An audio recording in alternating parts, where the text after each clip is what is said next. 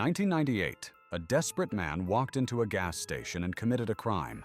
He stole exactly $17, not 20, not 50, 17. He was caught within hours. The town called him a loser, a criminal, a waste of potential. But 15 years later, that same man would make a decision that saved hundreds of people from a catastrophe nobody knew was coming. And it all started because one stranger refused to hate him when everyone else did. This sounds impossible, but it's exactly what happened. At 22 years old, Tyler had become the town's biggest disappointment. He'd dropped out of school, lost multiple jobs, burned through friendships. By winter, he was homeless. For 3 days, he barely ate. Then, one freezing night, hungry and desperate, he entered a gas station. He grabbed cash from an open register. $17. That was it. $17. The clerk recognized him immediately. Police arrested him the same day. The local newspaper published his mugshot. Everyone saw it. Everyone judged him. And honestly, Tyler believed every terrible thing they said. After serving his sentence, nobody wanted to hire him.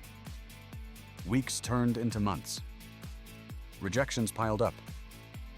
Then an elderly mechanic named Frank gave him a chance. Not because Tyler deserved it, not because he trusted him. Simply because he remembered what it felt like to be written off. Frank gave him the dirtiest jobs in the garage, cleaning oil spills, sorting scrap metal, sweeping floors. Tyler expected lectures. Instead, Frank treated him like a normal human being. One day, Tyler asked why. Frank answered, "Everybody gets judged by their worst day. That's a terrible way to measure a life." Tyler never forgot it. Years passed. Tyler slowly rebuilt his life. Nothing extraordinary, just honest work. Then, one summer afternoon, while hauling equipment outside town, he noticed something strange. A section of hillside looked unstable. Most people would have ignored it. But Tyler remembered his years working with heavy machinery and soil movement. Something felt wrong. For several weeks, he kept returning, watching, observing. The cracks grew larger. Trees began tilting. Ground shifted. He repeatedly warned local officials. Most dismissed him. After all, he wasn't a geologist. He wasn't an engineer. He was a former criminal with a bad reputation. Why would anyone listen? But Tyler refused to quit. Eventually, one engineer agreed to inspect the site. The results were terrifying. An enormous landslide was developing beneath the hillside. If it collapsed during peak traffic, it could bury homes, roads, and a nearby elementary school. Emergency evacuations began immediately. Days later, the hillside gave way. Millions of tons of earth crashed downward, exactly where Tyler predicted. The destruction was massive, and because people had been evacuated, everyone survived. Reporters flooded the town. People who once mocked him suddenly wanted interviews. But during one interview, he said something unexpected.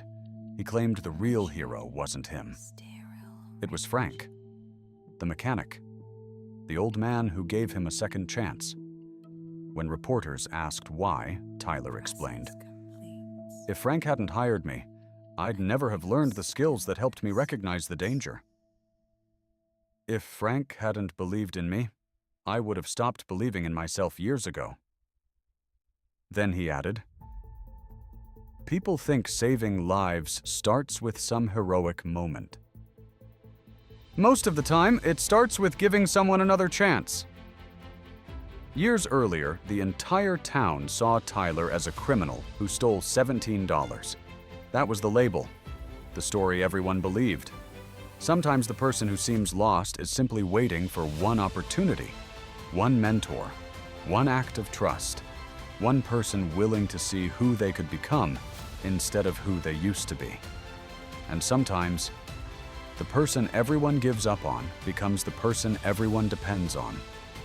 All because someone chose mercy over judgment.